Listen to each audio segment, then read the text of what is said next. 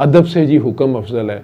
मैंने मौला अली को, आप में से कितने लोग मौला अली को अगर पढ़ा, थोड़ा बहुत तो सारे मुसलमानों को उनका पता है, किसको नहीं पता, मुसलमान हो ही नहीं सकता मोमिन जिसको पता ही ना हो उनका। अब आप सोच सकते हैं कि वो नबी करीम सल्लल्लाहु अलैहि वसल्लम की नाफरमानी कर देंगे या उनका हुक्म मानने से इनकार कर देंगे। सरकार ने कह दिया और वो कहे मैं नहीं करना। सोच सकते हैं आप, ठीक है, लेकिन उन्होंने किया। हालांकि उन्होंने हिजरत की रात का यार यहाँ सो जाओ, 20 साल 19 साल का लड़का, उसने नहीं कहा कि जनाब आप दोनों समझदार आदमी जा रहे हैं, मुझे अकेले को छोड़ के जा रहे हैं। वो आराम से सो गए।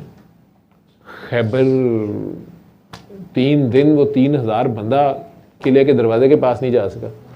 अचानक अली ये तलवार लो, ये किला फतह कर दो। कोई लम्स का ग्रेजुएट होता है, उसने कहना था जी वैसे गोली मार दें।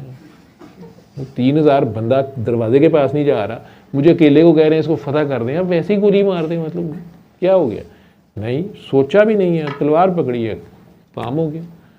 वो वाले मौला अली जो हैं, उन्हें सरकार कह रहे हैं यार ये ऐसे करोगे, मैं नहीं करता। Very unusual. लेकिन कोई गुनाह नहीं हुआ।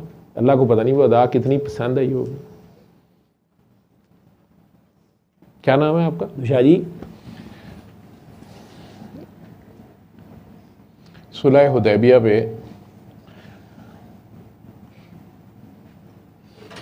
जिनको नहीं पता या पता है सबको ये बात, तो शाहजी के नाना जान को इन मुआहदा लिखवा रहे थे, तो इनके दादा लिख रहे थे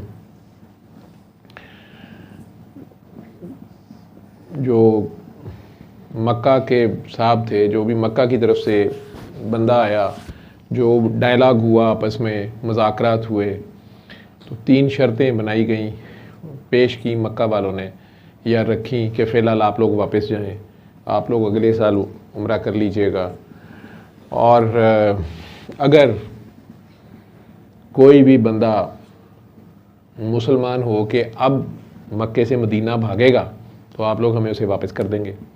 इसी तरह अगर आपका कोई बंदा इस्लाम छोड़ के हमारे पास भाग आएगा, हम वापस नहीं करेंगे, और 2-3 साल तक आपस में जंग नहीं होगी। और ये जो भी मुआहदे थे, तो सरकार ने वो जो भी पैकेज फाइनल डील हुई, मौला अली से कहा कि अली लिखो। तो उसमें जो कुरैश की तरफ से बंदा था, उन्होंने लिखा कि लिखो कि मुझे उनका नाम भूल गया उस साहब का, जो भी उनका नाम, हाँ जी, सुहेल इब्ने अमर। अभी ताज़ा ए लेवल है, ए लेवल में तो इस्लामियात नहीं थी, ओ लेवल से याद है। ओए यार, तुम लोग तो कहते हो FA मैट्रिक वाले रट्टा लगाते हैं। खैर, तो सुहेल इब्ने अमर, उन्होंने लिखा कि लिखो भाई सुहेल इब्ने अमर और रसूल अल्लाह मोहम्मद रसूलुल्लाह के दरमियान ये मुआहदा हुआ है। मौला अली ने लिखा, तो वो उसने कहा जी ठहर जाए, हम तो रसूलुल्लाह मानते ही नहीं इन्हें, तो आप नाम सिर्फ लिखें मोहम्मद बिन अब्दुल्ला। इस तरह तो आप ऑटोमेटिकली मतलब हमसे मनवा रहे हैं कि आप रसूलुल्लाह हैं। तो उनका ऑब्जेक्शन, या जैसे कोर्ट में कहते हैं ऑब्जेक्शन सस्टेन्ड, क्यों वकील साहब, ऑब्जेक्शन सस्टेन्ड, हाँ सस्टेन्ड। तो सरकार ने कहा कि नहीं ठीक कह रहे हैं, तो अली इस तरह करो, रसूलुल्लाह काट दो। कहा जी मैं तो मानता हूँ, मैं क्यों काटूँ? मैं कहा यार मैं कह रहा हूँ काट दो। कहीं मैं नहीं काट।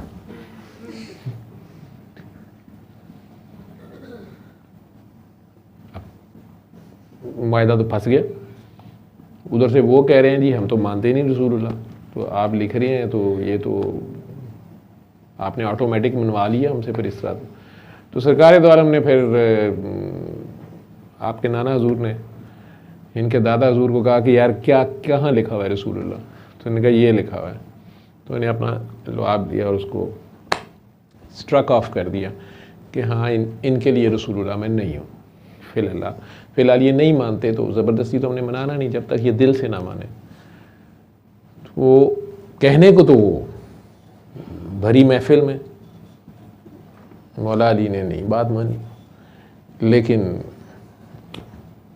अदब अफजल आ गया या इश्क अफजल आ गया। वहाँ ना अदब रहा, ना हुक्म रहा, वहाँ इश्क था। ठीक है, मैं तो नहीं करना। ये एक वाक़या है हिस्ट्री में, इसलिए ये बातें ही हैं। अदब ये हुक्म या अफजल है या क्या है ये मुझे नहीं पता।